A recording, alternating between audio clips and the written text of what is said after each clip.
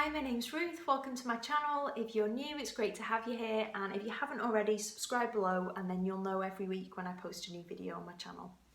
So today I want to talk all about Carl Rogers' theory from Person-Centred Counselling about the idea of the organismic self, which is always one of those tongue twisters that we don't want to get wrong. So the organismic self, and the self-concept and our conditions of worth and how these link together and what they mean. So to start off with, we are born and we are in the womb and we pop out and we're these amazing squidgy kind of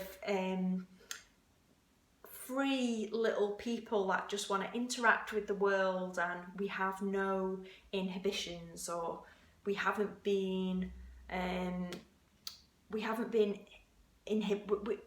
have any inhibitions, so we're very free and open. And the idea that this is our organismic self, so our true self and who we really are before we start to get kind of different messages and societal and familial and different kinds of rules and structure placed on us, then there is this core to us which is really authentically who we are. And this is our organismic self. And this doesn't go away through our life, this stays within us. And it is really something that develops throughout our lives and is at our core. So, you know, you can think of the organismic self as, you know, it's a soulful part of us, it's the truest part of ourselves. And the idea that remains, but how I see it is that it's this like very pure, let's imagine we've got here, I'm holding it here, this very pure white orb of light. And it is something where it's very bright and it is pure in its form. But if you can imagine that as we grow up from very early days of being a baby, we are learning and adapting to our environment constantly. So we often think about when a baby, what's the signal that a baby's hungry? If you ask a lot of people this, they'll say the baby will cry. However, the actual first instinct of that baby is that it will start to move its head, like, I'm not doing a very good baby impression here, but like it will look for mother's milk and it will begin to move its head in search. So that is not a cry, but when the baby doesn't get an answer to that signal and it doesn't get a positive response of what it's looking for, you know, it adapts, it has to evolve with the environment. And so that's when a baby will begin to cry, it's an adaptation. So that is one of the very first types of behaviour modification that happens, and this continues throughout our lives. So the idea that this pure white orb that we have here is just gradually over time, if we can imagine that it's getting some pieces of fabric that are beginning to cover it, and they might only be very thin pieces of fabric. So at first the light is still there, we can still see the light, but then there might be some heavier, darker pieces of fabric that start to put on top of it. And these are what we would begin to call the conditions of worth. So how are we going to adapt to our environment, and what are we faced with, and how are we going to make sure that we are accepted and that we get our needs met? And often this can mean that our organismic self begins to get covered over. So it can be anything from a parent telling us that we've always got to win and we've always got to do well at school to be accepted. So then that becomes a condition of worth. And for women, you know, lots of women feel like they have to be thin and pretty to be accepted in the world. So that becomes another condition of worth that gets piled on top of that organismic self. So all of these different layers build up over time, from our families, from schooling, from relationships that we'll be in. And sometimes what can happen is we end up, from these conditions of worth, we build a self-concept. And this is the picture of who we've built up, our identity of who we need to be to function in the world and to meet some of our needs. So a lot of the time that will be that we want to be loved and we want to be accepted and that we want to have a certain standard of living. And in order to do those things, we can very, very strongly hold on to these conditions of worth, and it can be very, very hard to let those go. And everyone's are different. So for example, like me and my husband's conditions of worth are very different because we've grown up in different environments, we're different genders, and we don't have the same conditions of worth.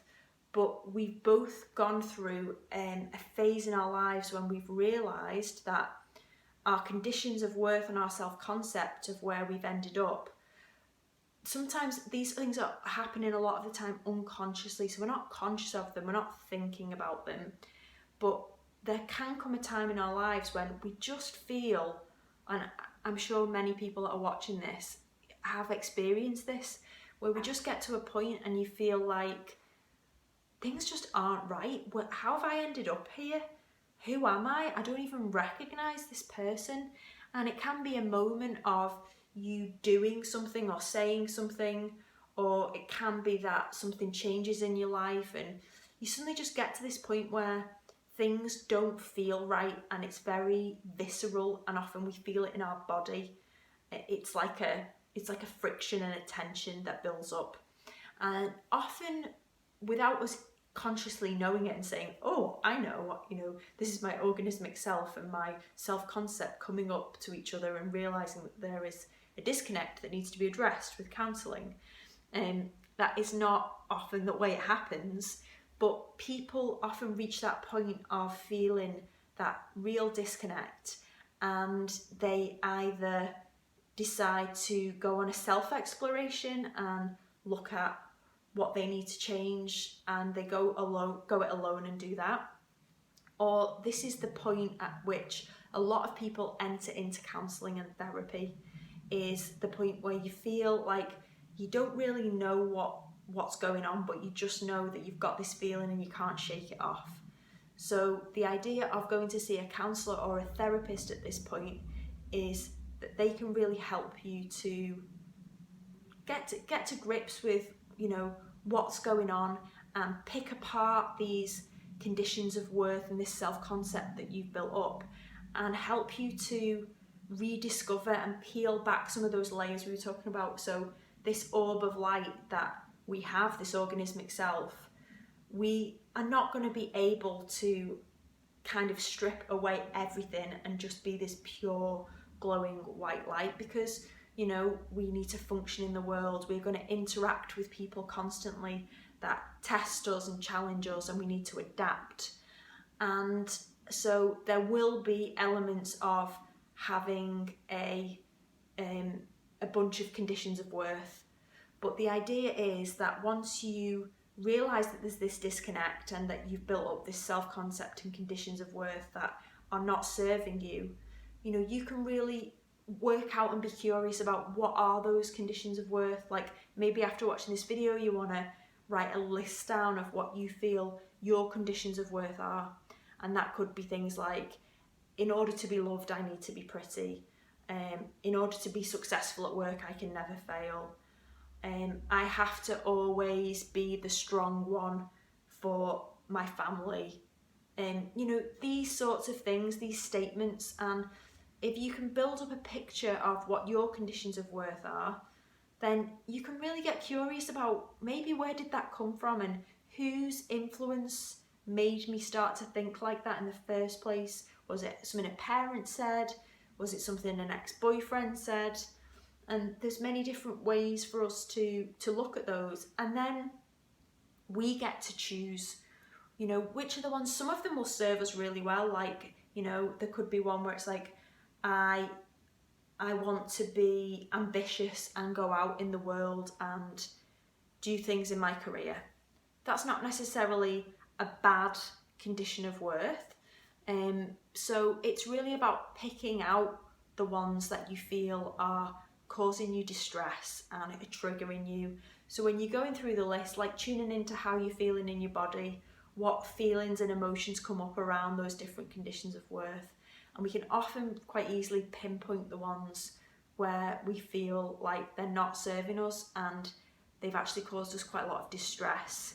Doesn't mean that we're going to be able to easily break them, but it does mean that at least we have an acknowledgement and an awareness of, I have this belief and it's causing me it's causing a negative impact on my life. And then what we can do is we can choose whether we want to self-explore that, or whether we want to choose to see a counsellor or a therapist to look at these in more detail and create some new habits and some new patterns. So I'll post links below to places where you can find certified therapists and counsellors in the UK if you want to kind of continue to explore this topic. And these theories really come from a person-centred approach to counselling. So that's something that you can look into, a person-centred approach, but also there's elements of cognitive behavioural therapy, which can be helpful in looking at negative automatic thoughts that we have, and then how we can replace those with new patterns and changing our neural pathways. So there are many ways to explore these different theories, but the idea that you have this organismic self that's really strong and it's really bright and it's there, it's inside you, and doing the work of looking at your conditions of worth and looking at this self-concept that you've built up allows you to remold yourself, play with the clay. You were once this malleable kind of clay that got molded into this person of who you are today. That doesn't mean that we can't wet that and kind of change it, and we can start to soften it and look at reforming parts that we want to reform and keeping the parts that we feel are really valuable to us. I hope this has helped. I hope you found it useful. I will be back next week with another video, and thank you so much for watching. Okay, thanks. Bye.